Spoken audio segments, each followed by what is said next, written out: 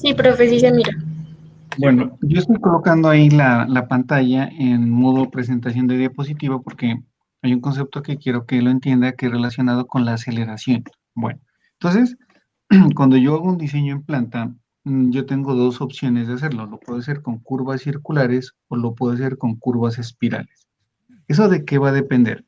Eso va a depender de quién generó el proyecto, de qué tipo de proyecto voy a hacer y de la entidad contratante. Por decirle algo, llega la Agencia Nacional de Infraestructura, que es la ANI, que es la encargada de las concesiones, y le dice, mire, necesito que haga un diseño de la vía Pasto y Pieles, la que están construyendo. Entonces, ese diseño se lo piden que sea espiralizado. Entonces le dicen, yo necesito un diseño, pero que sea espiralizado. ¿Qué significa que sea espiralizado? Significa que tiene que estar, digamos, conformado por curvas espirales, que es lo que vamos a mirar. Entonces, esa sería una opción. ¿Qué significa? Que las vías que normalmente tienen mejor desempeño, mayor importancia, son vías que están diseñadas con curvas espirales.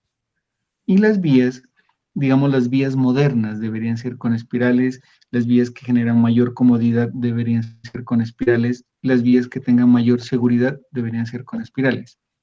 Las otras vías pueden ser con curvas circulares. Por ejemplo, la vía Pasto-Chachagüí tiene curvas espirales, la vía Pasto-Huesaco tiene curvas espirales, la vía Pasto y Piales Vieja tiene curvas espirales, la vía que va por la circunvalar, vía Pasto, Sandona, Yacuanquer, Consacá, toda esa hasta llegar por allá al Cebadal, es con curvas circulares.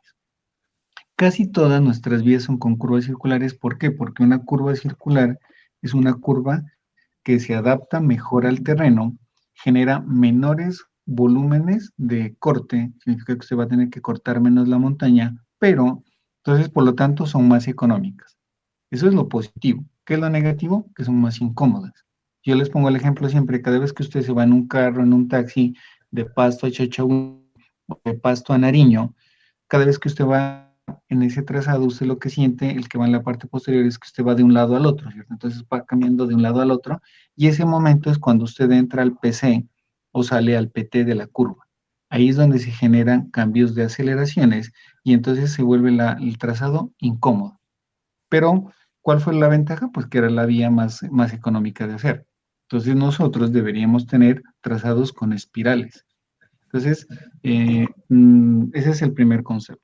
Bueno, entonces, básicamente lo que dice aquí que ese va a ser nuestro diseño en planta. Entonces, recuerden que la vía tiene diseño en planta, diseño en perfil y diseño de la sección transversal. Entonces, cuando nosotros hacemos el diseño en planta, es decir, colocamos el eje sobre un plano horizontal, ¿cierto? Visto desde arriba, él va a quedar conformado por los elementos. Ya miramos que los elementos son dos. Son tramos rectos que los llamamos entre tangencias o tangentes y las curvas que pueden ser curvas circulares simples, curvas circulares compuestas y espirales. Cuando yo hablo de curvas circulares simples va a ser el trazado normal, ¿cierto? Eso va a ser su trazado normal. Curvas circulares compuestas, dijimos que tenía una aplicación en casos específicos. Cuando se une la vía con el puente, por ejemplo, ahí que es difícil de organizar solo con una curva circular simple, seguramente irá a una curva compuesta. Y la otra opción es utilizar espiral. Los países modernos tienen como elemento de diseño las espirales, ¿cierto? En vías de alta importancia. No sé si alguien ha mirado, por ejemplo, el Tour de Francia, cuando en el Tour de Francia ellos están sobre la zona de allá de los Pirineos y en la parte más alta, eso no son espirales, ¿no? Eso son unas curvas chiquiticas, ¿no? Porque ellos tienen harta montaña y en la montaña que es mucho más fácil, pues generar curvas circulares simples. El problema es que Colombia, yo les comentaba, está llena de montaña y por eso tenemos tanta curva circular simple. Pregunta, ¿puedo convertir un trazado de una vía que tenga con curvas circulares a curvas espirales? ¿Qué opinan?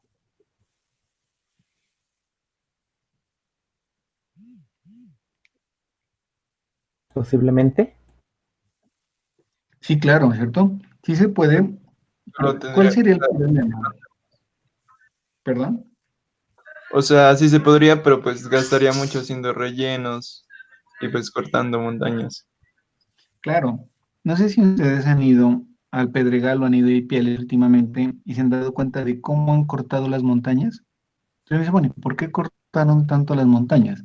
Cortaron las montañas porque cuando usted pone espirales, los radios son grandísimos. Entonces, cuando usted pone y monta un radio sobre una montaña de esas, pues que tiene que llevarse media montaña para poder básicamente darle el radio y la velocidad. Recuerden que el radio y la velocidad están están siempre relacionadas. Y entonces ahí es donde uno dice, claro, para yo poder volver el trazado espiralizado, tengo que cargarme un mundo de montañas. Imaginen la vía Pasto-Chachahuí donde se espiralice eso. No, pues nos quedamos sin montaña, todo ese sector. No diría, no, pero es que es lo correcto. Claro, lo correcto desde el punto de vista del diseño geométrico, ¿cierto? Donde usted, por ejemplo, va a tener buenas velocidades. Pero si usted ya empieza a analizar otros aspectos, como es el aspecto de la gente que vive cerca, el aspecto ambiental, el aspecto de que usted va a tener que afectar fuentes hídricas, eso va a tener que afectar cultivos, porque después de todo esto, uno de los problemas que vamos a tener después del desempleo va a ser la falta de dinero, la recesión y luego va a ser la hambruna, ¿no? Porque no va a haber qué comer. Entonces, ya muchas cosas van a estar enfocadas a conservar las zonas productivas. Entonces, usted no puede ir digamos, a desbaratar todas las montañas por colocar una vía. ¿Cuál sería la otra opción? Pues la otra opción es no toque las vías, ¿cierto? Haga puentes, que son viaductos elevados, y haga túneles. Esa es la otra alternativa. ¿Cuánto es el costo?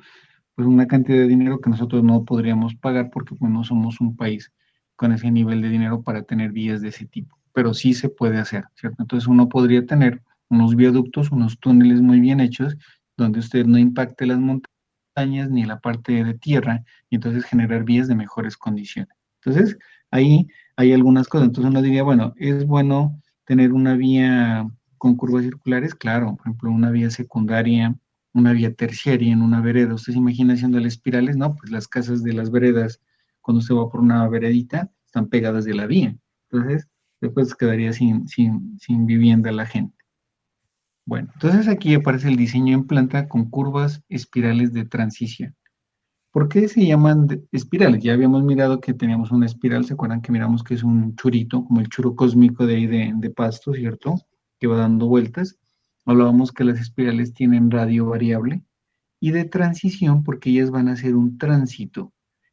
Cuando usted hace una transición pasa de un estado al otro, entonces ellas le van a hacer una transición de tener una condición de recta a una curva. Entonces ellas unen, las espirales unen las rectas con las curvas. Entonces ese elemento para que haya un cambio de aceleración gradual se llaman las espirales. Cuando usted le pone espirales a una vía, lo que va a obtener es una vía mucho más cómoda. Yo les ponía el ejemplo que si usted va al metro, usted se sube en el metro de Medellín, por ejemplo, y cuando el metro acelera, usted no siente, ¿cierto? Y cuando el metro coge una curva, usted no siente la curva. Entonces llega rapidísimo a otro sitio, tienen velocidades muy elevadas y es muy cómodo.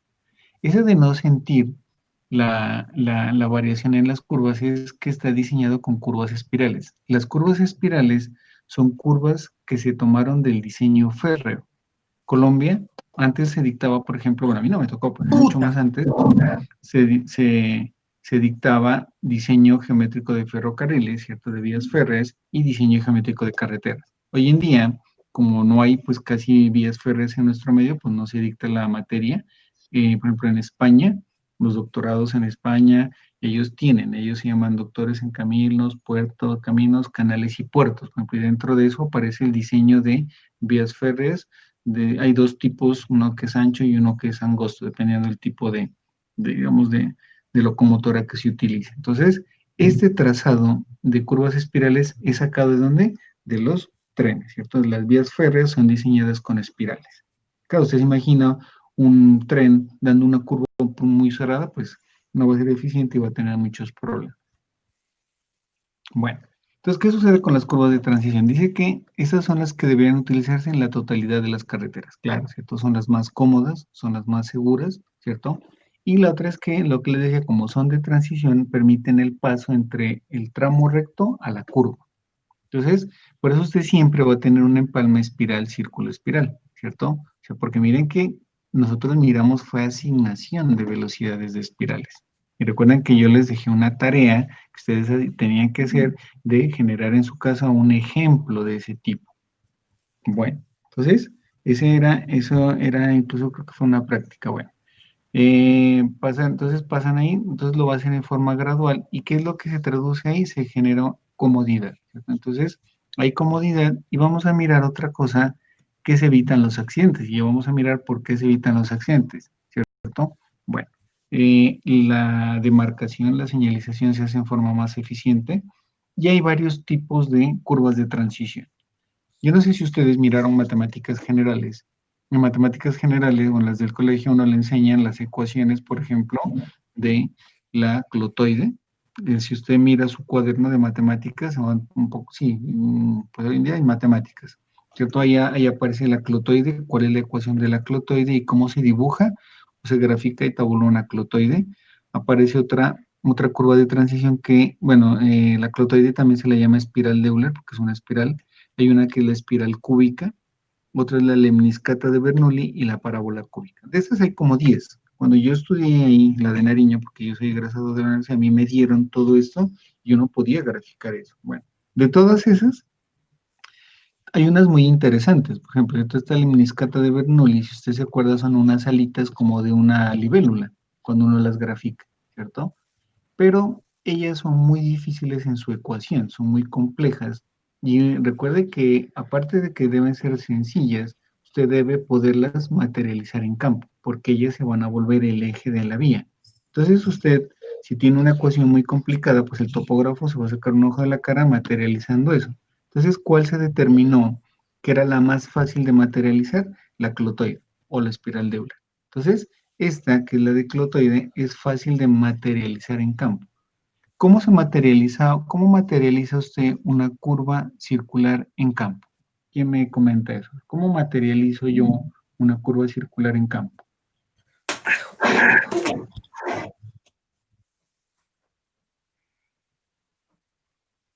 ¿Alguien?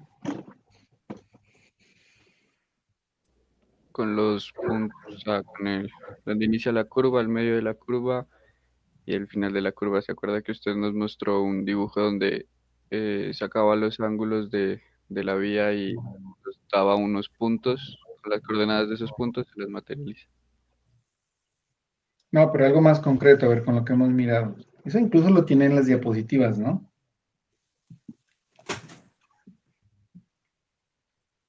Eso ya lo explicamos aquí.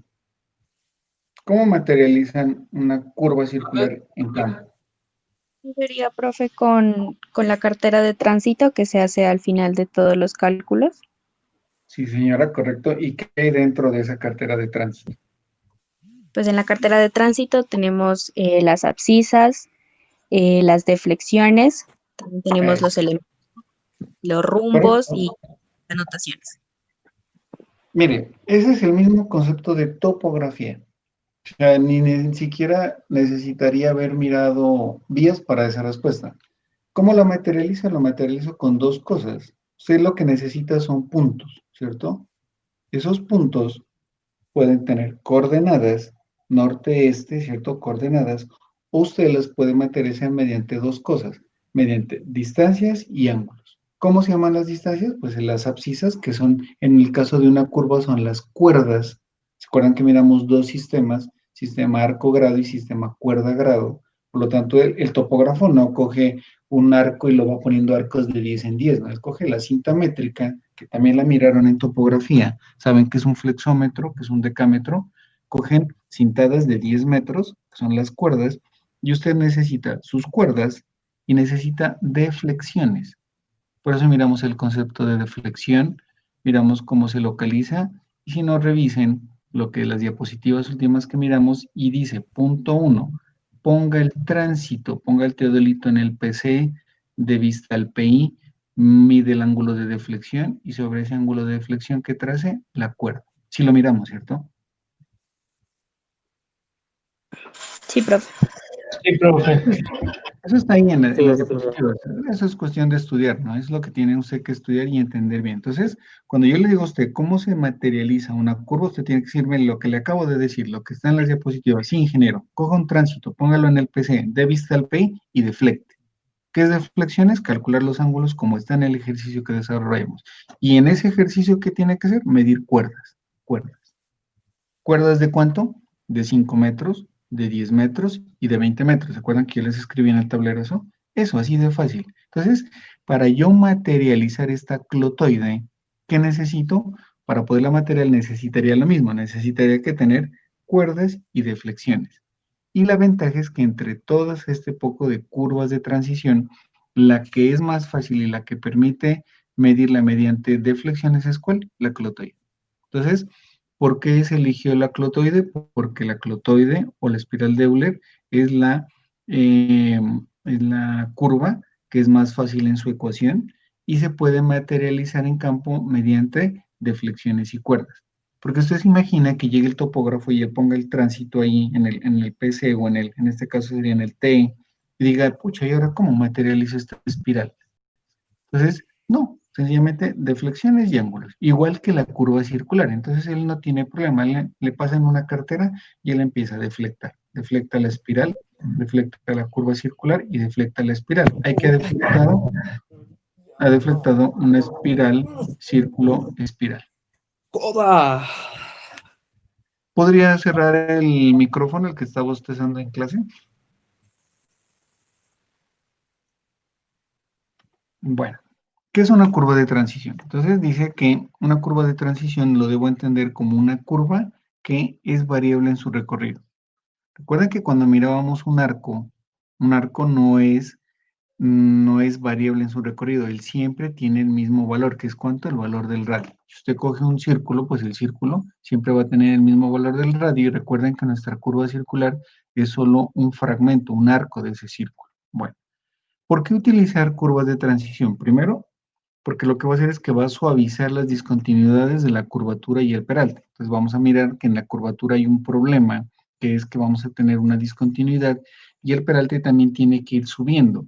Recuerden que habíamos hablado del concepto y lo explicamos aquí, que era transición de peraltado. La transición de peraltado es una longitud que nos permite cambiar del bombeo, que es cuando estamos en el sector recto, al peralte, que es cuando tenemos la curva. Recuerden que yo les hice un dibujito y yo les decía, mire, cuando tenemos el sector recto, una recta, una entretangencia, la inclinación de la vía es el bombeo, ¿cierto? A cada lado tiene una inclinación que es bombeo, y cuando él llega a la curva, el que tiene la curva, un peralte. Entonces, él va a permitir que ese peralte se desarrolle en forma adecuada.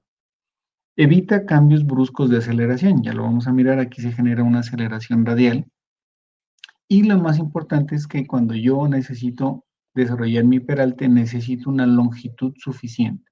Entonces, esa longitud suficiente la genera la espiral, ¿cierto? Y los sobranchos pues van a ser mucho más adecuados porque el vehículo va a poder acomodarse mejor a la trayectoria de la vía. Entonces, ¿qué es lo que cuando un vehículo pasa del alineamiento recto de la entretangencia a la curva, en ese punto donde él pasa, es decir, en el PC, se genera a las personas que van dentro del vehículo, o sea, los pasajeros, se genera una fuerza centrífuga. Y esa fuerza centrífuga, recuerden que hay dos fuerzas, centrífuga hacia afuera y centrípeta hacia adentro. En este caso, el que va por la curva siente la fuerza centrífuga, por eso usted lo que hace es que tira su cuerpo hacia el lado de afuera, ¿cierto? De la curva donde va tomando. Entonces usted se va encima del que está al lado. Y esa es la incomodidad que tiene una persona. Entonces, si usted tiene una curva, se va hacia ese lado, voltea en el otro sentido, se va al otro lado, y esa es la incomodidad. Y ahí, cada vez que usted con su cuerpo va hacia un lado, significa que aparece la fuerza centrífuga, está sacándolo, digamos, de su eje como tal. Entonces, aquí hay un detalle y es que eso es la persona que va de pasajero, pero ¿qué sucede con el conductor? ¿Qué pasa cuando un conductor circula por el carril externo? Cuando usted va, y esa es una pregunta para los que han conducido, cuando usted va manejando, ¿usted qué hace en las curvas cerradas? ¿Qué es normalmente lo que hace cuando usted va sobre una vía y tiene una curva cerrada y no viene nadie del otro lado? ¿Qué hace normalmente el que ha manejado? Abrirse un poco hacia el otro. A ver, uno solo, porfa. Se abre un Abrir. E invade el otro carril un poco. Claro, ¿cierto? Lo que hace es que usted, como no viene nadie, ¿usted qué hace? Usted corta la curva, así se mete, tiende a cortar, invade el otro carril y ¿qué hace? Claro, no le queda tan incómoda la trayectoria, sino que usted dibuja una trayectoria que es cómoda. Esa trayectoria que usted dibuja, que usted corta la curva, exactamente corresponde ¿a qué? A una espiral. Entonces dice, no, pues qué brutos, ¿para qué diseñan curvas en vez de diseñar espirales, ¿no? Pero ya hemos mirado que las espirales, ¿qué significaría? Que necesitamos mover más movimiento de tierra, necesitamos tener más espacios, va a ser una vía más costosa.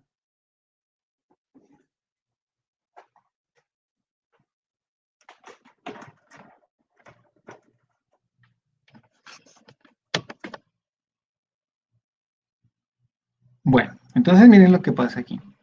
Esta es una trayectoria de un vehículo. Entonces ahí observamos una curva. Miren, eso es una curva circular, porque es una curva circular. Tenemos ahí un punto que se llama cero, es el centro. Tenemos un radio y tenemos un PC, que es el principio de curva, que está ahí en la imagen a mano izquierda, y a mano derecha tenemos el PT, ¿cierto? Entonces, ahí tenemos una curva circular simple, un solo radio, un principio de curva y un punto final. Listo. Es una vía bidireccional. ¿Por qué es bidireccional? Porque miren, tiene dos carriles, si miren, y un carril va en un sentido que va desde el PC al PT por la parte interna. No sé si miran el mouse si les aparece, por favor. Aquí, si les aparece el mouse, la flechita. Sí, profe.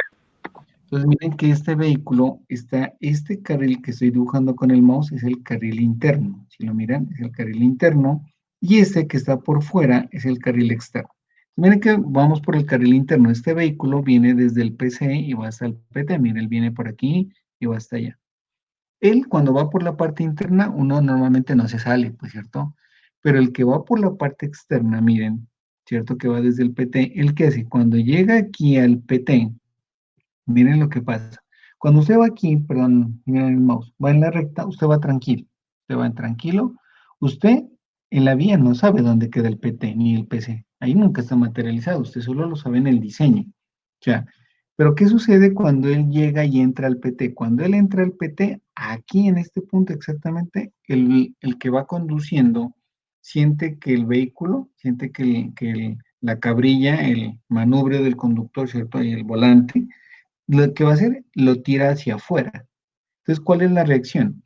Cuando usted siente que el vehículo va hacia afuera, que es en el PT, usted en ese punto que hace, coge y trata de meter el vehículo. Y usted mira, y si no mira a nadie, pues uno hace la del vivo, ¿cierto? Llega y empieza a dibujar su propia trayectoria. Uno invade, miren, invade, invade, invade, y él llega a un punto donde sale en el PC y él deja de sentir que se está saliendo. Entonces, ¿qué hace?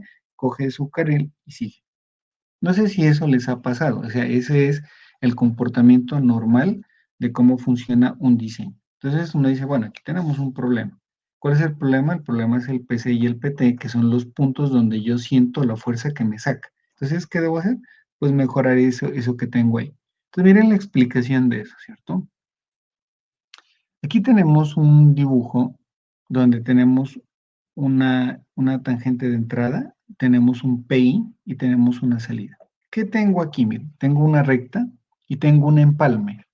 ¿Qué empalme tengo aquí en este dibujo? Miren.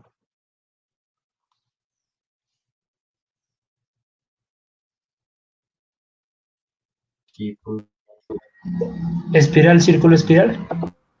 Sí, ¿cierto? Entonces, miren, si comencemos por aquí en el mouse, estoy en recta, y aquí hay un empalme. Aquí dice que hay una curva de transición. Listo. ¿Qué es una curva de transición? Ya hemos mirado que puede ser una espiral, una lemniscata de Bernoulli, ¿cierto? Bueno, una parábola cúbica, pero ya sabemos que en Colombia el Instituto Nacional de Vías y el Manual del INVIAS, ¿que hicieron? Adoptaron la espiral como la curva de transición que se utiliza en Colombia. Entonces usted no puede decir, no, es que a mí me gusta la lemniscata de Bernoulli y voy a hacer mi trazado con lemniscatas. No, no, no, aquí no aplica. Aquí en Colombia, por normatividad, se utiliza ¿qué es? La espiral, la déula, ¿cierto? Esa es nuestra espiral utilizada. Entonces, nuestra espiral es la clotoide de Euler, nuestra espiral normal. Esa es la que tenemos aquí. Entonces, aquí vamos a suponer que tenemos una espiral. Luego tenemos una curva circular y luego una espiral. Significa que nuestro empalme es espiral, círculo, espiral. Listo, está ahí. Bueno, entonces miren lo que pasa aquí. Ese es el concepto que uno debe entender. Bueno, cuando tengo una recta, ¿qué sucede? La recta, yo puedo decir que la recta tiene un radio de valor infinito, y es así. Entonces imagina que cuando la recta tiene, imagínense, un radio de 1.000.000 de kilómetros, de 2 millones, de 3 millones, pues entre más grande sea este radio, lo que va a pasar es que vamos a tener una menor curvatura, esto va a ser más plano, ¿cierto? Y entonces aquí aparece la primera ecuación. Dice que la curvatura, y eso si quiero que lo copien por ahí, dice que la curvatura es igual a 1 sobre el radio. Entonces, curvatura, póngale aquí, C es igual a 1 sobre R.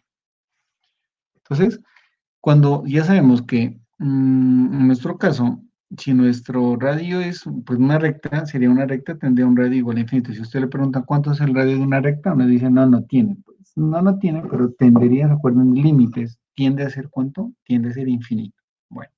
Entonces, aquí hay un primer punto, miren. Bueno, luego, ¿qué va a pasar? Entonces, aquí hay un radio infinito.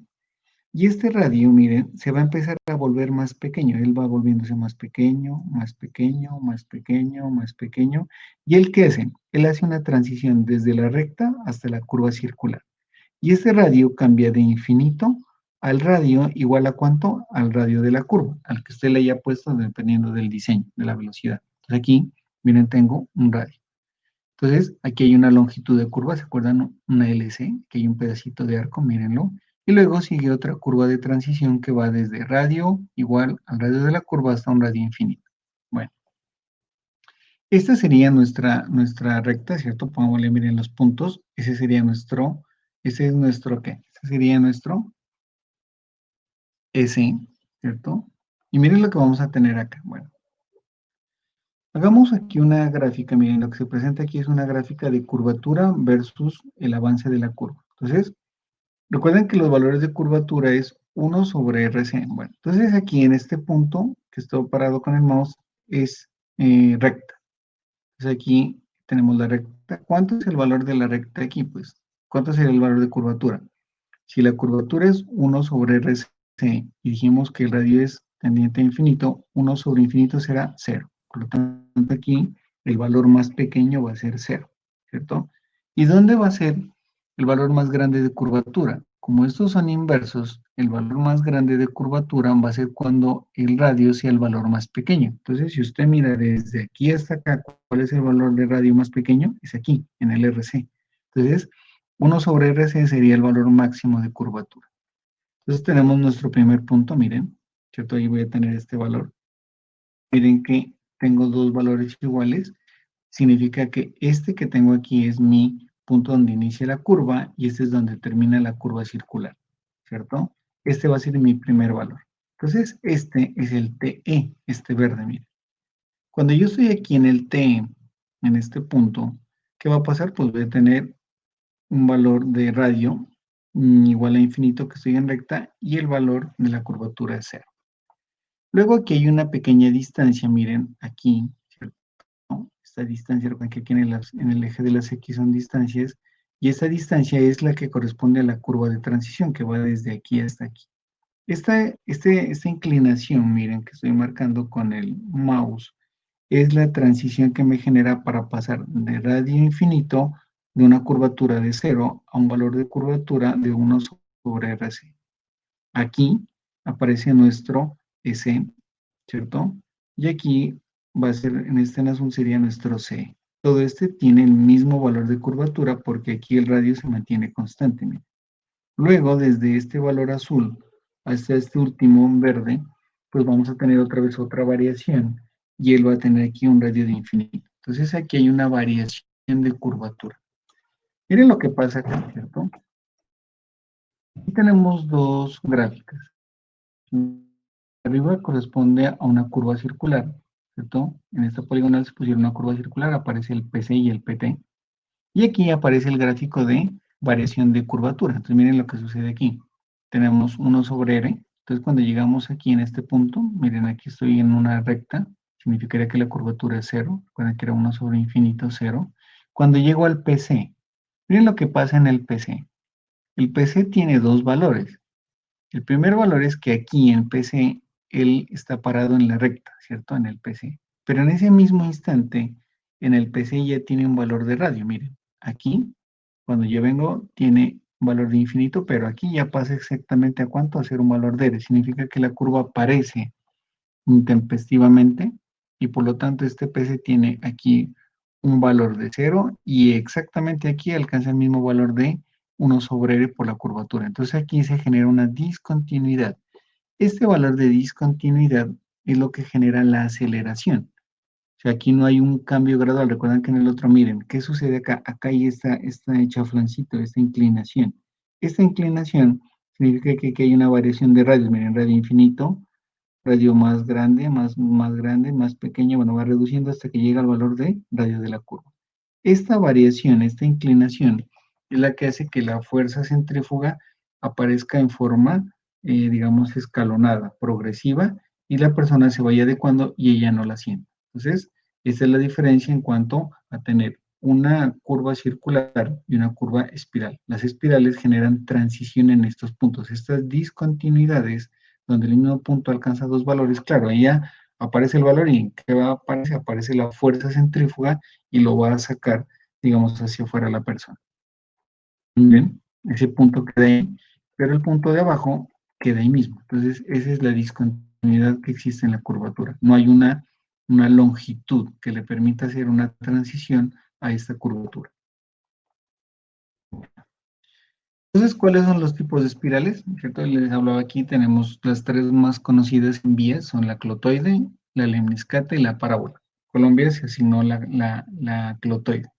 Esa ecuación que está ahí es la ecuación básica de una espiral. Dice que la ecuación básica de una espiral dice que es R por L igual a al cuadrado. ¿Qué es R? Es el radio. ¿Qué es L? Es la longitud. ¿Y qué es A al cuadrado? A es el parámetro. Entonces, también lo mencionamos en una clase, dijimos que las espirales no tienen radio. Ellas se definen por qué. Una espiral se define por la longitud o por el parámetro. ¿Qué significa el parámetro? Significa que la espiral tiene una característica y es que en cualquier lugar que usted multiplique el radio por la longitud, siempre le va a dar siempre ¿qué? Un valor constante. Este A es una constante. Entonces, su espiral, por ejemplo, puede tener como parámetro 20. Entonces, si voy a diseñar una espiral de parámetro 8, de parámetro 10, de parámetro 20. Ese es el parámetro. Entonces, siempre va a ser lo mismo. ¿Qué significa? Que esta es una constante donde al multiplicar en cualquier punto de la espiral su radio por su longitud, ¿qué va a pasar? Siempre nos va a dar una constante, ¿cierto? Esa es otra característica que hace que la espiral sea más uniforme en su cambio de curvatura. Bueno, esos son los tipos de empalme, miren. Entonces aquí tenemos 1, 2, 3, 4, 5, 6, 7, 8, 9, 10, 11, 12. Hay 12 y hay muchos más. Estos son los 12 que aparecen en el manual del INVIAS. ¿Cuáles son los que normalmente se da en pregrado? Pues se da el primero, el segundo y el tercero. Estos son los tres. Significa que nuestras vías, cuando están diseñadas con espirales, casi siempre están dadas con estas tres. Difícilmente va a encontrar usted 4, 5 y 6. Esas ya, digamos, a uno se las explican y uno las utiliza en, en una especialización, aunque en el topo, pues es muy fácil, ¿cierto? Si usted entiende estos tres, pues las de en el topo usted puede meter cualquiera de estas sin problema. Bueno, ¿cuál es el primero? El primero es que usted tiene una espiral, sencillamente una espiral que conecta una recta con una curva. Entonces, mire, tengo, ¿cuáles son los elementos que se van a empalmar? Esta recta con esta curva, ¿cierto? Pues con el arco de la curva. Entonces, ¿qué utilizo? Una espiral. Y aquí, miren, está la variación del grado de curvatura. Recuerden que aquí, miren, en donde tengo el mouse, es la entretangencia. Aquí en la entretangencia significaba que esta curvatura, esto es curvatura, la curvatura era cero. ¿Por qué? Porque el radio era infinito y 1 sobre infinito da 0. Aquí, miren, empezó a elevarse y en esta distancia tengo la longitud de la espiral y aquí aparece ¿quién? Aquí aparece la curva. Y miren que es el mismo gráfico que teníamos por allá. Entonces, aquí hay esta variación del grado de curvatura. Por eso les puse este dibujito antes que estábamos charlando de esto acá. Es esto. Esto es lo que aparece allá en el INVIAS. Segundo, es una espiral, círculo-espiral. Entonces, tengo aquí una recta, tengo otra recta y tengo aquí una curva. Entonces, ¿qué voy a hacer? Voy a colocar una espiral, voy a utilizar un pedacito de arco y luego voy a salir con otra espiral, miren. Espiral, longitud de curva y otra espiral. Entonces tengo una espiral, círculo, espiral. Entonces aquí aparece espiral, círculo, espiral. La misma historia viene aquí en la recta. Aparece el primer punto, ¿cierto? Que sería el T. Subimos, entramos a la curva que sería el C. Todo esto es constante la curvatura. Estamos dentro de la curva circular. Esto es el C. Y este baja hasta llegar al ET, donde aquí ya tenemos la tangencia. Por lo tanto es 1 sobre infinito, curvatura 0. La otra es la espiral, espiral. Aquí miren qué sucede. Tenemos un elemento, tenemos recto, una tangente, ¿cierto? Que es lo que quiero formar con esta otra tangente y tengo una curva circular. Pero resulta que en este caso dirá, pero bueno, ingeniero, este segundo y este tercero son iguales, claro, ¿cierto? Este segundo y este tercero son iguales. La diferencia es que la LC, ¿se acuerdan que ya lo miramos? La longitud de la curva para el caso 3 se vuelve 0. ¿Cuánto tengo de curva circular aquí? Yo estoy utilizando el radio de la curva, pero la longitud de la curva se vuelve 0. Entonces, miren que tenemos aquí. Cuando usted viene aquí, viene con 0 de curvatura, viene en la recta, sube, pero aquí no hay longitud de curva, miren, este pico. Este pico de aquí significa que el LC se vuelve 0 y él luego llega y baja. Y entonces tenemos esto, una empalme espiral, espiral. En una empalme espiral, espiral, ¿necesitamos tener el radio de curva? Sí, claro. Miren, aquí tenemos una curva con un valor de radio. La única diferencia es que LC vale 0. Esos son los 3 empalmes que tenemos como tal. Los demás son combinaciones de empalme. Por ejemplo, esta es una curva en S, donde yo lo que voy a empalmar son 2 curvas. Entonces tengo 2 curvas que las quiero empalmar con espiral. Entonces aquí, miren, 2 curvas.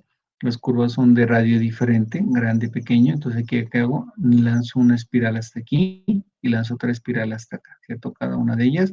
Aquí también tengo lo mismo.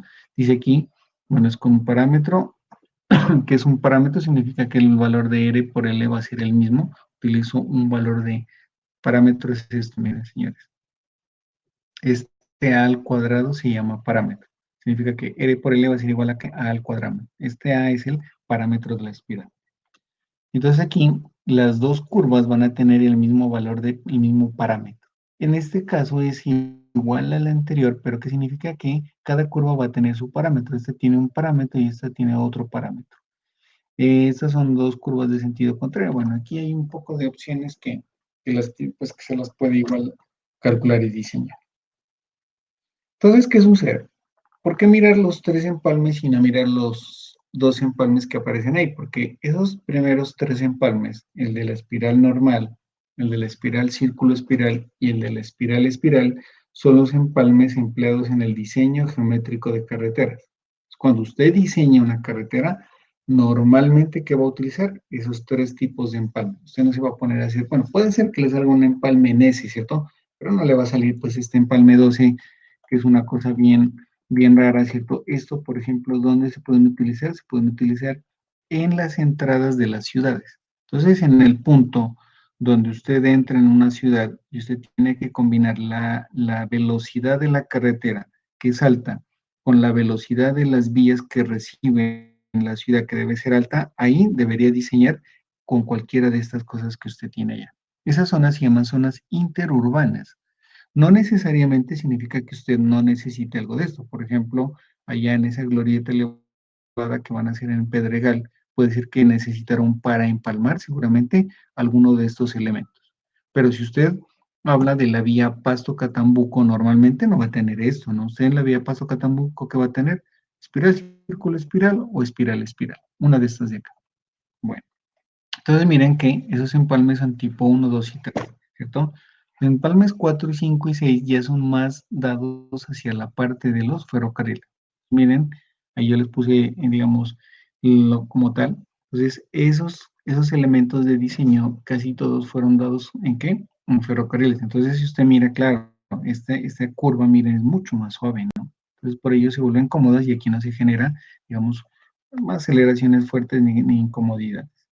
Y los empalmes 7, 8, 9, 10 y 12, por ejemplo, son lugares donde les comentaba, tenemos algún empalme especial. Miren un empalme especial, ¿qué es? Un puente. Si miran aquí el tren, miren esa curva, y no, pues que aquí no es una espiral, claro, pero seguramente si es un empalme de este tipo, donde usted tiene que generar una curva, un empalme de dos espirales para que el vehículo dentro del empalme de espirales pueda entrar ¿a dónde? A este puente, miren, ¿cierto? Que tiene un empalme diferente.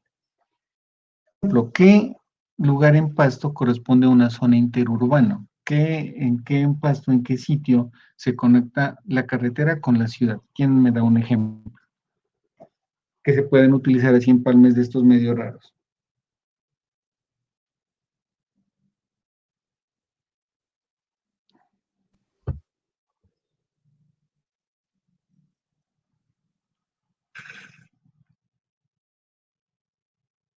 Pues yo no he ido, pero yo recuerdo que en la primera práctica usted nos mandó a una zona que era interurbana, que estaba por ahí, por al norte de Toro Bajo.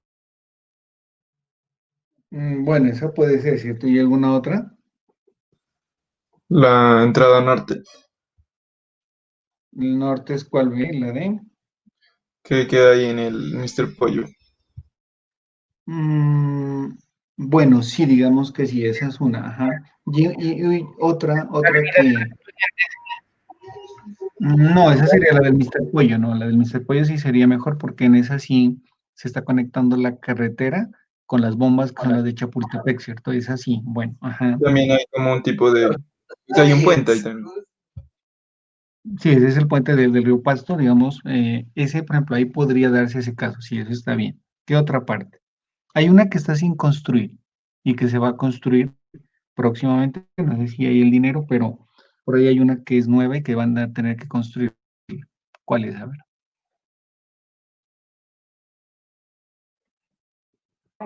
¿La del estadio? Chapal. Claro, Chapal, ¿cierto? Miren que si ustedes lo han analizado, no sé si alguien ha ido por allá y ha tenido rabia cuando llega a Chapal, usted llega por el estadio y ahí se amplió la vía y se la dejó, es una doble calzada lo que tenemos ahí. Del lado de acá tenemos el CDA y un CDA, uno que vende llantas, el Andino, y del otro lado queda el estadio. Entonces tenemos dos carriles.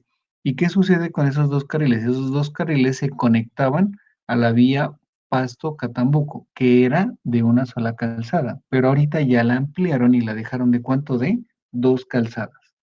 La pregunta es, ¿cómo van a hacer para empalmar esa doble calzada que viene desde Ipiales con una gran cantidad de vehículos? Bueno, los pesados se suponen que en Catambuco cogieron por la variante, pero ustedes piensan, ¿qué piensan que se debe hacer ahí? Ahí hay un problema, ¿cierto? Porque usted está recibiendo una gran cantidad de vehículos y los otros de acá de Chapal están saliendo. ¿Y qué hay ahí en esa intersección? Eso es una intersección. Y ese es un diseño específico de las vías. Ese sector es casi que urbano ya, pero pues como se empalma con una carretera, queda como interurbano, pero ahí hay un problema en la intersección, ¿cierto? Pero es que ahí llega los semáforos. Y yo creo que por Claro, eso se el trancón. Porque pues viniendo de una vía principal a un semáforo. exactamente. Ese semáforo funcionaba cuando teníamos una vía que era mucho más pequeña y una vía, una carretera que solo era de una calzada. Entonces, ¿cuál es la propuesta? La propuesta de diseño que hay ahorita ahí es una glorieta. Yo revisé, a mí me llamaron para revisar, ahí hay una glorieta que se va a construir. Esa glorieta se la modeló con otro profesor, que si no soy yo el que les doy clases, seguramente va a ser él, que se llama el ingeniero Luis Armando Merino. La modelamos, la revisamos, y esa glorieta que se va a construir ahí tiene una duración de 2 años, póngale. O sea que en 2 años esa glorieta se va a colmatar, se va a llenar de vehículos y va a dejar de funcionar. Entonces, ¿qué es lo que se debería construir ahí? Como la cantidad de vehículos es muy alta y la glorieta, no sé si saben que es una glorieta, es un romp point, ¿cierto? Como las que tenemos en el Morazurco, por ejemplo. Entonces, como esa o la de la Avenida Santander. Entonces ahí lo que se propone y se debería hacer es un paso a desnivel. Un paso a desnivel como el que se tiene en el estadio o como el que se tiene en la Kia. Entonces tendría que elevarse una de las vías, normalmente se eleva por la de mayor tránsito. Y ahí pues ya se tienen elementos de este tipo, en esas intersecciones donde son bastante complejas. Bueno, ¿qué se busca al espiralizar? Básicamente se buscan tres cosas. Primero, generar comodidad. Entonces, usted esa fuerza centrífuga que siente en el PC y en el PT de una curva circular desaparece porque va a tener una longitud para hacer ese cambio gradual y esa longitud es la longitud de la espiral. Peralte, Recuerden que el peralte es una longitud suficiente para poder cambiar del bombeo al peralte máximo de la curva. ¿Y en dónde se desarrolla eso? En la longitud de la espiral. Entonces, en la longitud de espiral nosotros hacemos la transición del peralte para que quede adecuado. Y la otra es que estéticamente una vía espiralizada pues se la ve mucho mejor y por lo tanto la persona que la percibe va a poder entender mejor la vía y va a poder recorrer de forma más segura la vía como tal. Esta, entonces, miren lo que pasa aquí. Dice que, bueno, digamos, bueno, ¿qué pasa con la aceleración? Entonces aquí dice que la aceleración es igual a que, miren, velocidad al cuadrado, ¿cierto? Es una velocidad uniforme en la que va el vehículo sobre el radio. Entonces, esa es la ecuación de velocidad, entonces de aceleración. Entonces, la aceleración es la velocidad al cuadrado sobre el radio. Entonces, miren lo que sucede aquí. ¿Qué va a pasar? Pues revisamos los componentes. La aceleración se incrementa ¿cuándo? Pues aquí este es directamente proporcional y este es inversamente proporcional. Significa que cuando yo tengo mayores velocidades que voy a tener, mayor aceleración. Entonces, si usted transita sobre una vía que tiene muchas curvas circulares, pues si usted quiere ir cómodo, ¿qué tiene que hacer? Bajarle a la velocidad. Si usted se va en la vía Pasto-Nariño, que es una vía llena de curvas y va rápido, pues ¿qué va a pasar? Que la aceleración lo va a llevar de un lado para el otro y usted va a llegar mareado, ¿cierto? Entonces, la única forma de usted sentir menos aceleración y de andar más cómodo es que yendo más despacio. ¿Y qué pasa con los radios? Una curva, una vía que tiene menor radio va a tener mayor o menor aceleración. ¿Qué opina? O sea, yo tengo dos curvas. Es una pregunta. Tengo dos curvas. Una curva pequeña con radio pequeño y tengo una curva con radio grande. ¿Cuál de las dos me genera mayor comodidad o incomodidad? Partiendo del hecho que la aceleración genera comodidad o incomodidad, ¿cierto? Entonces, ¿qué La, opina? la, ¿Cómo sería? La de mayor radio. la de la grande tiene ¿Qué una pasa? mayor aceleración. La A de ver, menor bien. radio genera mayor incomodidad. La de menor radio genera menor incomodidad. No, la No, menor mayor genera incomodidad. No, la de Entonces, menor la de radio menor, genera menor incomodidad. Se puede ir más rápido, ¿no? En ella. pero No, o sea, es una el causa radio es comodidad. más pequeño, la aceleración va a ser más alta y esto va a generar incomodidad. claro, ¿cierto? Entonces, miren lo que pasa. Cuando usted tiene una curva pequeña, o sea, con un radio pequeñito, como es inversamente proporcional, entre más pequeño sea el radio, ¿qué va a pasar con la aceleración? Mayor va a ser la aceleración. Entonces, si yo voy por la vía Pasto-Chachagüí, que está llena de curvas pequeñas y voy rápido, ¿qué va a pasar? Dejemos la velocidad constante, ¿cierto? Digamos que vamos a 60 kilómetros por hora y entramos a una curva pequeña de 20 metros. ¿Qué va a pasar? Pues que esa aceleración va a ser grandísima, ¿no? Pero si usted va a los mismos 60 kilómetros por hora y su radio es mucho más grande, ¿qué va a pasar con la aceleración? La aceleración va a ser menor. Entonces, curvas pequeñas me generan mayores incomodidades y curvas de radio grande, ¿qué van a pasar? Se vuelven más cómodas porque la aceleración es menor. ¿Sí estamos? Sí. Sí, profe.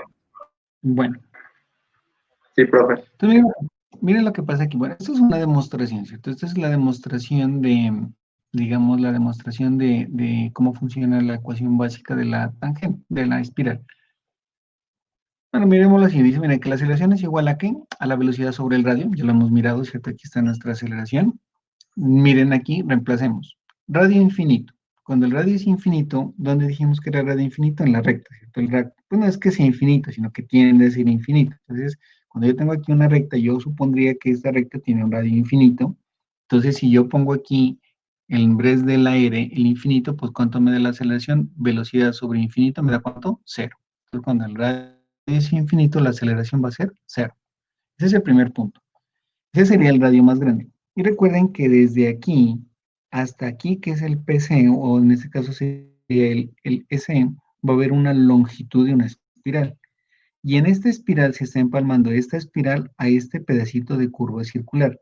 Y esta curva circular tiene un radio, ¿cierto? Que es el radio de diseño o el radio de la curva que se llama RC. Entonces, ¿cuánto será la curvatura para este punto?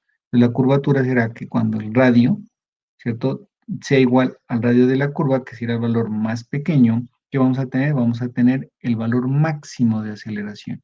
Recuerden, menor valor, mayor Profe, aceleración. ¿será que Sí, esa parte es que se le cortó la, la señal cuando explicó lo del radio? Se fue la a voz. ver. Entonces, resulta que aquí tenemos nuestra ecuación de aceleración, ¿cierto? La aceleración es la velocidad al cuadrado sobre el radio. ¿Listo? Bueno, entonces aquí tenemos un empalme donde tenemos una recta, una espiral y la curva circular. Sería como tener espiral, círculo y por acá seguramente sale mi espiral. Bueno, entonces vamos a mirar cómo es el comportamiento en un punto cualquiera. ¿Qué tenemos aquí? Aquí en la recta tenemos un radio infinito. Miren aquí, un radio infinito. Sería el valor más grande del radio. Y este radio se va a ir disminuyendo, miren, este se va a ir disminuyendo, disminuyendo, disminuyendo, hasta que toma el valor más pequeño de radio. ¿Cuál es el valor más pequeño de radio? Este. Aquí tengo una curva circular y recuerden que las curvas se definen por el radio. Entonces, este radio que va desde 0 hasta este punto, que sería mi SE, será igual a un valor que se llama R sub C, ¿cierto? Miren que aquí radio infinito va disminuyendo, disminuyendo hasta que aquí tenga mi valor de RC. Esta longitud que va desde el origen hasta el lugar donde se empalma con la curva circular es la longitud de la espiral. Yo puedo colocar la longitud en un punto cualquiera, ¿cierto? Que yo ubique sobre esta curva de transición. Entonces, reemplacemos y miremos cómo son las aceleraciones en este punto y cómo es la aceleración en este punto. Entonces, ya sabemos que esta es mi ecuación de aceleración. Sencillamente reemplazo los valores de los radios. El radio más grande está aquí, que es infinito. Entonces, miren aquí infinito. Reemplazo en la ecuación, le pongo infinito aquí. Cualquier cosa sobre infinito que me da, cero. Por lo tanto, aquí la aceleración es igual a cero. ¿En dónde? Aquí, en donde tengo mi TE, tangente espiral. Y en el otro punto, donde él se empalma, que saca la curva circular, ¿cuánto vale el radio? El radio vale el valor del radio de la curva que se llama RC. Entonces usted reemplaza en la ecuación y pone que en vez de R le pone RC, pero recuerden que RC es el valor más pequeño. Y ya miramos ahorita que entre el valor sea más pequeño, ¿qué va a pasar con la aceleración? El valor máximo de aceleración. Significa que aquí la aceleración es cero y aquí la aceleración es el máximo valor de aceleración. Pero como los radios se fueron volviendo más pequeños cada vez más, ¿qué va a pasar? Aquí hay una transición de las aceleraciones. Pasa de aceleración, de tener aceleración cero, a ir incrementando, incrementando, incrementando, hasta cuando llega aquí y alcanza su valor máximo de aceleración. Aquí es constante y luego empieza a disminuir. Por eso se llama una curva de transición. ¿Qué es lo que transita? ¿Qué es lo que varía? La aceleración. Entonces aquí aparece que va a calcular la variación, la aceleración en cualquier punto. Entonces dice que la aceleración sobre la longitud, miren, ¿cierto? Está sencillamente dividiendo, bueno, mi aceleración, quítenle la L, es la misma ecuación, la velocidad al cuadrado sobre el radio. Lo vamos a analizar por unidad de longitud, lo divide entre la longitud, ¿cierto? Y ahora sí, esta la vamos a calcular para un punto L cualquiera. ¿Cuál era nuestro punto L cualquiera? Miren aquí, vamos a coger una L a este punto. Entonces, vamos a evaluar a ese punto L. Entonces, para evaluar ese punto L, cojo esto y lo multiplico por L y por L. Y recuerden que esto era igual a ¿cuánto? A BD al cuadrado, que era mi aceleración. Entonces, ¿qué voy a hacer aquí? Aquí empiezo digamos, a reemplazar, bueno, aquí hago la operación, ¿cierto? Multiplico esto, sería, miren, BD al cuadrado por L, igual a RC por LE por BD al cuadrado, ¿cierto? Perdón, un minutico.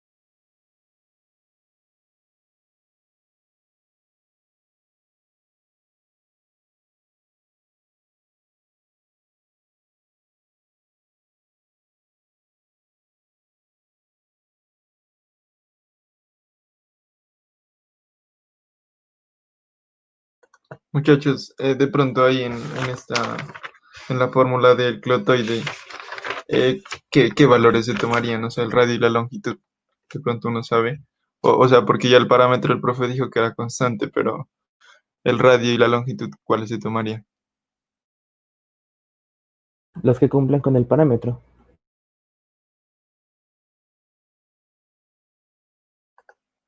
O sea,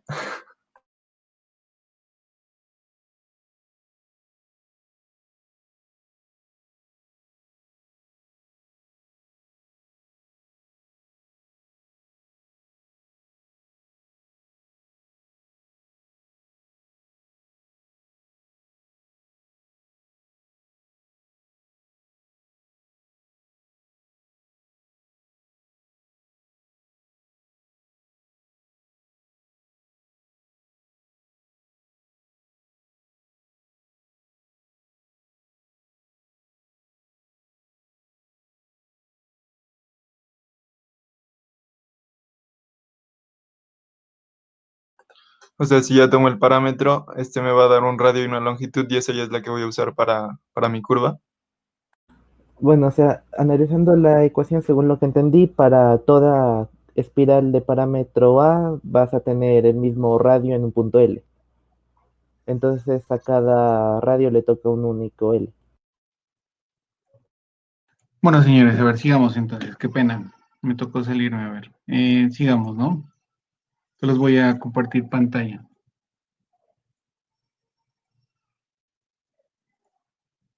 Me confirman, por favor, si tienen pantalla ahí.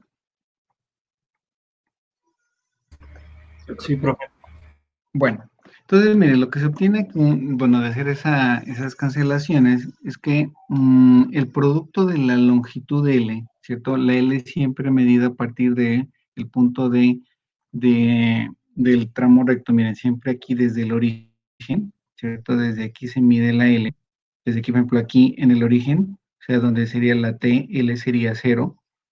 Aquí en P, L sería L, y en el punto donde se empalma con la curva circular, L alcanzaría el valor máximo de la longitud de la espiral. Entonces el L va incrementándose desde aquí, desde el origen, hacia la curva circular. Entonces ese valor de L, ¿cierto? Multiplicado por el radio, porque siempre a cada punto le va a corresponder un valor de radio, siempre multiplicar la longitud por el radio me va a dar siempre, ¿qué? Un valor constante. Entonces, R por L siempre me va a dar K al cuadrado o A al cuadrado, como usted quiera llamar. En el libro de James Cárdenas aparece A, creo, y en en el manual de diseño creo que aparece K. K se llama el parámetro de la espiral. Entonces, en cualquier punto de la espiral, cuando usted multiplica la longitud recorrida por el radio que le corresponda, va a ser siempre igual a K al cuadrado. Entonces, esa es la ecuación básica de la espiral. Dice que R por L es igual a K al cuadrado. También podría despejar R. Como L por R es igual a K al cuadrado, entonces L sencillamente lo que estaba multiplicando lo mandé aquí a dividir. Y el radio va a ser igual a ¿qué? A K al cuadrado sobre L. ¿Para qué esta ecuación? Resulta que en el Ashton, ¿se acuerdan que ustedes revisaron esa parte del Ashton? En el Ashton se determinaron algunas condiciones. Entonces, cuando yo diseño, digamos, hay unos parámetros como tal que se pueden cumplir. Entonces, esto es lo que tenemos aquí. Bueno, eso es más fácil entenderlo aquí, miren. Ese es un ejercicio, ¿cierto? Entonces, ¿qué sucede? Miren, aquí tenemos una tabla, ahorita lo vamos analizando, ¿cierto? Y aquí tenemos un dibujo. Este dibujo es una clotoide. Si ustedes miran aquí, voy a ir marcando ese origen de la clotoide, ese es el punto 0, luego aparece un punto 1, un punto 2, punto 3, 4, 5 y 6, ¿cierto? Entonces tenemos 6 puntos sobre esa clotoide o sobre esa curva de transición. Bueno, al punto 0, ¿cierto? Le corresponde un radio infinito. Listo. Al punto 1 le corresponde un radio 64, miren, al punto 2 le corresponde un radio 32, al punto 3 un radio de 16, al 4 un radio de 8, al 5 un radio de 4 y al 6 le corresponde un radio de 2. Listo, ahí están los radios. Acá tenemos longitudes. El punto de origen, pues L vale 0, ¿cierto? Sería 0, pues acá. Al punto 1, miren, le corresponde una longitud de 1 metro, significa que desde el origen hacia el punto 1 tengo 1. El punto 2 está ubicado a 2 metros del origen. El punto 3 está ubicado a 4 metros del origen, por eso se mide desde el origen hacia acá. El punto 4 está ubicado a 8 metros, el punto 5 a 16 y el punto 6 a 32. ¿Qué nos dice la ecuación? Dice que L por R es igual a ¿qué? A K al cuadrado. Entonces vamos con el punto 1. El punto 1, ¿cierto? Bueno, el primero no porque pues es infinito, ¿cierto? Entonces el punto 1 dice, bueno, igual podríamos hacerlo también, ¿cierto? L con el punto 1 dice que la longitud es 1, mire. Entonces L vale 1, aquí está nuestro punto 1, 2, 3, 4, 5 y 6. Para el punto 1, L vale 1. ¿Y cuánto vale el radio para ese punto? Miren, vale 64. Nos decía la ecuación que R por L sería 64 por 1, nos daría K al cuadrado, que sería 64, que significaría que la raíz de 64 es 8, 8 al cuadrado. Entonces el K es ¿cuánto? 8. Si voy y reviso el punto 5. Punto 5, miren, está a una longitud de 16 y a un radio de 4. Entonces voy aquí, 5, radio vale 4, longitud vale 16. Si usted multiplica 4 por 16, ¿me da cuánto? 64, que sería igual a ¿cuánto? A 8 al cuadrado. Significa que el parámetro es 8. Significa que en esta curva, en cualquier lugar que yo multiplique el radio por la longitud, me va a dar ¿cuánto? El parámetro 8. Ese parámetro 8 a términos reales lo que significa es que esta curvatura es constante. Si aquí tuviera un valor de K y acá tuviera otro valor de K, esta curvatura fuera quebrada, no fuera así tan uniforme como uno la mira aquí. Entonces, a eso se refiere con que pues todas las espirales tienen su parámetro. Entonces, ¿se acuerdan que habían unos empalmes en esos que miramos que decían que tenían un solo parámetro? Significa que las dos curvas van a irse variando de la misma manera. Sí estamos, señores, y me comprenden el concepto de el parámetro de la espiral. Sí, profe. Entonces, esto no es complicado, eso es, como todo lo que hemos mirado, pues bastante sencillo como tal en su concepto, pues básico. Bueno, aquí aparecen los elementos, ¿cierto? Entonces aquí aparecen los elementos que definen geométricamente la espiral. Entonces, lo mismo que hemos mirado allá, vamos a tener una serie de elementos que vamos a tener partiendo, miren que aquí es el origen de la espiral, significa que acá tenemos una tangente y por acá nosotros vamos a empezarnos a empalmar ¿con quién? Con la curva circular. Miren aquí, por eso dice R igual a RC, significa que acá tiene su curva circular. Tenemos, lo refieren a unos ejes, por eso tiene unos ejes XY, miren aquí tenemos la X y acá tenemos la Y. Y aquí entonces empezamos a tener, digamos, algunas características. Como se refieren a ejes X y Y, todo lo puedo expresar en coordenadas cartesianas, ¿cierto? Entonces X y Y van a ser coordenadas de un punto cualquiera. Por ejemplo, miren, aquí tengo un punto P, aquí donde está el mouse. Entonces está una distancia X por aquí y bajando una distancia Y por acá. Entonces aquí tengo mi punto P. Bueno. Aquí aparece un ángulo, entonces aquí aparece el ángulo teta. Este ángulo teta es el ángulo de abertura de la espiral. Entonces, donde comienza el origen, miren, y donde termina la espiral, todo ese ángulo que se recorre se llama teta sue, que es aquí. Miren, el ángulo que va desde el origen hasta donde él termina, se llama teta sue, y ese es el ángulo de la espiral, ¿cierto? A un punto P. Si yo tengo un punto P aquí, el ángulo que recorro desde el origen hasta el punto P lo vamos a llamar sencillamente teta, ¿cierto? Entonces aquí tengo mi teta. Aquí hay un elemento que lo han llamado un DL, miren, es un elemento diferencial de arco, es decir, cogieron sencillamente un tramito de la espiral DL, y este DL pues va a tener un DX, que es su distancia en X, y va a tener su distancia en Y. Y por lo tanto va a tener su angulito, que va a ser el ángulo recorrido de ese tramo, que se va a hacer el diferencial de teta, ¿cierto?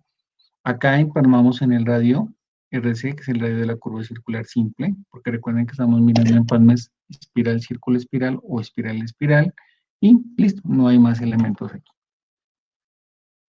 Tenemos nuestros puntos. Este es un empalme que creo que es el que aparece en el manual del INVIES. Entonces, este es un empalme, ya pues tiene muchas más cosas, ¿cierto? Tenemos aquí la recta, tenemos nuestro primer punto, miren, es el T, sería el punto de donde empalma la tangente, es decir, la recta, y comienza la espiral, que es mi TE, ¿cierto? Luego sigue aquí el punto S, ¿cierto? Es el punto donde termina la espiral y comienza la curva circular. Luego sigue el C, significa que ahí terminó la curva circular y comenzó la espiral. Y acá es donde termina LT, donde termina la espiral y comienza la tangente. Entonces, miren, desde aquí, donde estoy marcando con el mouse, todo esto es mi espiral que va desde el T hasta el S. Del S al C tengo mi curva circular y del C al T tengo mi espiral. Bueno, tengo el ángulo de deflexión. Otra vez, aparecen las deflexiones marcadas con mi triángulo. Entonces, el ángulo de deflexión, miren, recuerden el ángulo formado por la proyección del alineamiento anterior con el siguiente alineamiento. Esta es mi deflexión. Y esa deflexión, miren, que tengo aquí, es igual a la deflexión que se genera en todo este empalme espiral, círculo espiral. Entonces, ¿cierto? Mi ángulo de deflexión va a ser igual aquí a formarse teta SUE más delta C más teta SUE. Bueno, acá tengo mi teta SUE, que es el ángulo de deflexión de la espiral. Este pues ya arrancaría desde acá, ¿cierto? Sería como el ángulo aquí está, ellos lo marcan aquí, pero es el ángulo que va desde aquí hacia acá, todo esto. ¿Cierto? Aquí tengo mi delta C y aquí tengo ese es el ángulo de la cuerda larga. Bueno, aquí tenemos una cuerda larga, miren, tengo aquí una cuerda que va desde el ET hasta el C. Recuerden que una cuerda corta dos puntos. Aquí tengo mi cuerda larga, este es un ángulo que se llama teta. Aquí tengo delta R. Delta R es el desplazamiento que tiene la curva circular respecto al alineamiento. Este delta R se llama el disloque de la espiral. Entonces, ¿por qué es importante el disloque de la espiral? El disloque de la espiral es el desplazamiento que tiene una espiral.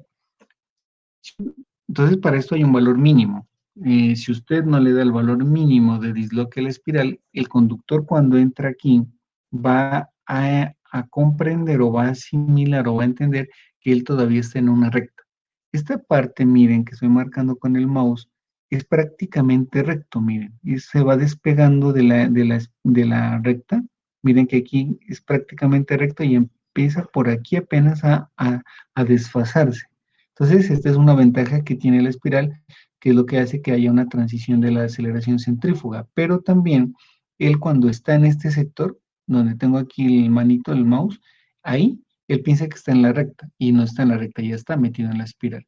Entonces, si usted no la desplaza lo suficiente, hay un valor mínimo de desloque de la espiral, entonces, él piensa que es en una recta y puede generarse un accidente. Entonces, a las espirales, para que sean seguras en su desplazamiento respecto al alineamiento recto anterior, les genera un valor mínimo de disloque, ¿cierto? Bueno, esto que observan ustedes ahí es la curva circular. Entonces, yo pude haber organizado este diseño con mi curva circular. Miren, aquí en este punto donde yo estoy marcando sería mi PC, perdón, sería mi PC y aquí sería mi PT. Pero no, ¿cierto? Yo no lo dejé aquí, sino que yo que hice, miren, ella se descendió un poco más acá abajo y ahí se colocaron las espirales. Bueno, aquí sigue XM, la distancia entre el T y el punto donde se produce el disloque, ¿cierto?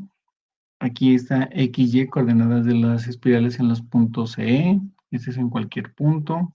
Aquí está la tangente de la espiral del sistema como tal, es lo mismo que la tangente de una empalme con curvas circulares, la distancia desde el T hasta el P. Esta es la longitud de la espiral, ¿cierto? Que va desde el T hasta el S. Esta es la longitud de la curva circular, que es nuestra circunferencia normal. Está el radio de esa curva circular. Bueno, ese que miramos es el dibujo el gráfico de elementos del INVIAS. Y ese es el de James Cárdenas Grisales, ¿cierto? Aquí hay una parte interesante y es que uno puede entender cuál es la diferencia entre un trazado con curvas circulares y con curvas espirales. Entonces miren lo que les voy a indicar aquí. Aquí hay algo que se llama, yo creo que no la tengo en colores, no.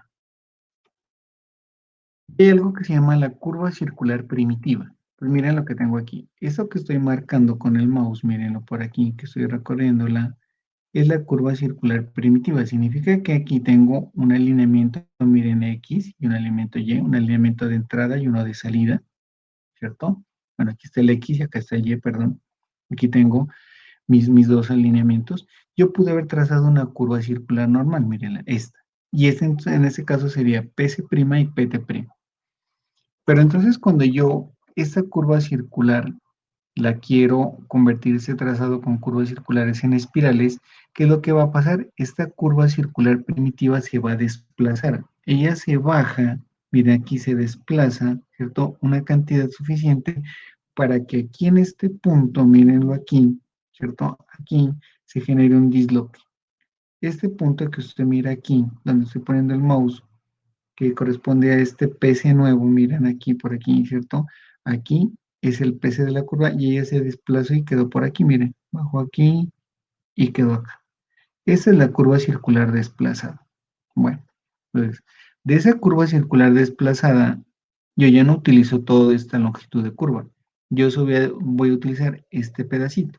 Y el resto, ¿qué voy a hacer? Voy a proyectar una espiral. Entonces, miren que cuando yo paso de un trazado con curvas circulares a un trazado con espirales, yo desplazo la curva y ya no utilizo toda la LC, sino que solo voy a utilizar una parte de esa longitud de la curva. Entonces aquí ya tenemos, miren, mi TE, que es el punto de tangente espiral, y aquí voy a tener mi S. Y miren que aquí aparece un valor de P minúscula, ¿sí lo miran? Entonces este valor de P minúscula, mírenlo aquí, que está sobre este eje de las Y, es lo que se llama el delta aéreo disloque. Mírenlo por aquí, por aquí, por aquí, y cae aquí. Entonces lo que usted desplazó, lo que usted pasó de su curva de acá a acá, ese paso de PC acá a este PC, es el disloque de la espiral, que es supremamente importante porque eso es lo que hace que se vuelva seguro. Los demás, pues, son los elementos que tenemos aquí dentro de esta curva espiral. Bueno, dentro de esos elementos, pues aquí están las demostraciones, ¿cierto? Pero más que las demostraciones, bueno, entonces es una demostración, básicamente, esencialmente es una integral ahí del elemento diferencial que habíamos mirado acá, ¿cierto? Y toda esta demostración que aparece aquí es para obtener el valor de teta sue. Entonces recuerden que teta sue, miren el que está aquí, es el ángulo de giro de la espiral, así se llama, teta sue. Y teta sue es igual a K al cuadrado sobre 2 veces RC. Pues fácil, ¿cierto? K es el parámetro de la espiral y RC es el radio de la curva. Por eso miren que para yo diseñar esta espiral, obligatoriamente tengo que tener un radio de la curva, ¿no? Entonces, yo debo saber a qué curva voy a empalmar mi trazado geométrico. Por eso, su asignación de velocidades que usted hizo, cuando usted hizo la asignación de velocidades, usted asignó velocidades y a esas velocidades les asignó un radio. Esos radios les sirven para hacer su diseño con curvas circulares. Facilito, saca radios, se va a velocidades y tiene los radios. Pero si usted le quiere meter una espiral, usted ya tiene los radios y tiene que venirse acá, utilizar estas ecuaciones y estos radios que le piden aquí son los que usted obtuvo de la asignación de velocidades. Por eso esos radios asignados allá sirven tanto para curvas circulares como para curvas espirales. Entonces ahí tenemos, miren, también hay sale la longitud de la espiral es igual a 2 veces el radio sobre teta sue. Teta sue se lo puede expresar en función de la longitud, K, miren, o también se lo puede expresar en función del radio y del parámetro de la espiral. Bueno, este es bueno, aquí sencillamente es expresado en radianes y expresado en grados sexagesimales, que toca tener cuidado el del valor de teta en función de cómo lo está metiendo en su calculadora. Igual ahí están las dos ecuaciones para que no se vayan a meter malos datos. Aquí nuevamente aparece lo que habíamos hablado, que es el parámetro de la espiral. Recuerden que siempre en una curva espiral vamos a tener radio y longitud y vamos a tener parámetro. Y eso ya es interesante porque miren que aquí sencillamente saca el coseno de ese elemento teta en función de dx y dl para poder saber cuánto vale x y l. ¿Por qué x y l? Porque x y l son sencillamente coordenadas. Entonces, las espirales, para que sea mucho más fácil localizarlas y armar la cartera, se expresan en coordenadas. Entonces, las coordenadas, como tenemos un plano cartesiano, van a ser x y y. Entonces, cuando usted quiere sacar de este valor de x, ¿cierto? Que dice dx, miren, es el coseno de teta de dl, pues ¿qué tengo que hacer? Pues tengo que integrar. Entonces, cuando usted integra de los dos lados, integra dx, integra pues integral de dx, me queda mi x, integral de dy, me queda mi y, que es lo que busco. Y aquí me queda una integral del coseno de teta de dl. Entonces, de dl, pues va desde 0 hasta l, ¿cierto? Estos son los rangos aquí, el límite de este. Entonces, aquí, usted ya miró, me imagino que ya miró sus cálculos. La idea sería saber cómo hago la integral de un coseno de un seno. ¿Alguien se acuerda de cómo se hacen esas integrales?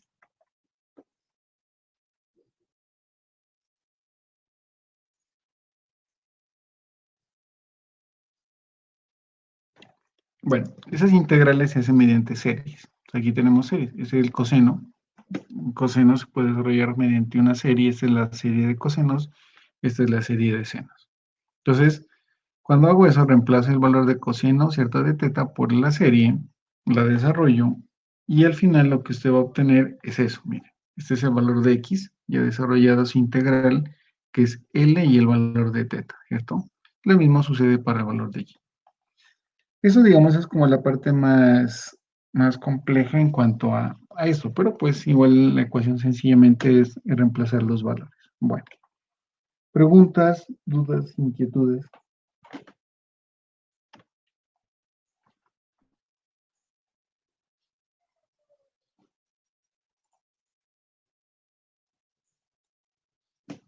¿Alguna pregunta, alguna duda? Esas series son infinitas, ¿no? Sí, señor. Ujú. Sí. Ya, entonces es la integral del coseno y del seno según corresponda, ¿verdad? Sí, pero ahí la pregunta debería ir a esto, ¿cierto? Normalmente usted aquí desarrolla entre 4 a 5 términos. Si usted le coloca, si usted coloca, no sé si tienes, ahí está mirando pantalla. No. No, profe. Espérame, les comparto. Ahí ya tienen.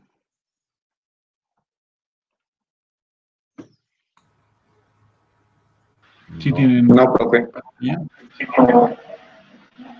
¿Ya miran?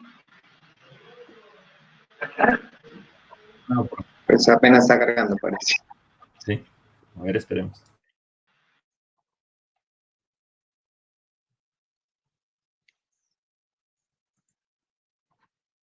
Espérame.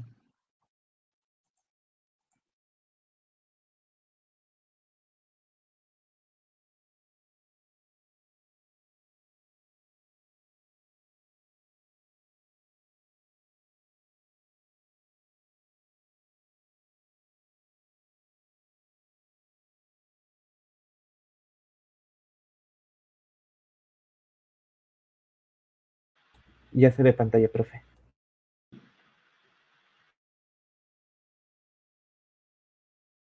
Pero no se escucha.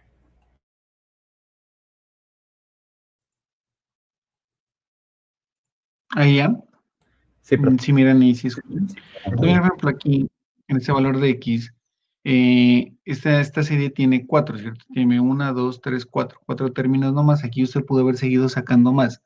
Si usted le saca más términos a esta serie, lo que va a pasar aquí es que empiezan a ser como las milésimas y centésimas. Entonces, colocar 5 a 6 términos es suficiente en la serie porque le da el valor. Esto acaba siendo un valor chiquitico, entonces ya no, es como decirle que la coordenada de X la da la 2540.785.7, por ejemplo. Entonces, no, porque nosotros necesitamos es hasta el milímetro. Entonces, con estos 4 términos que tenga la serie es suficiente, ¿cierto? Entonces, normalmente uno utiliza, son estos valores, solo este valor de 4 más o menos. Entonces, eso es lo que tenemos ahí. Ese es uno de los detalles de las espirales. Las espirales, digamos, se vuelven un poco más interesantes porque pues ya tienen la parte de las series, ¿cierto? Y, por ejemplo, uno para desarrollar esto, pues ya tiene que tenerlo programado en la calculadora o tener la hoja en Excel, ¿no es cierto? Que normalmente es lo que uno utiliza. Bueno, ¿alguna otra pregunta?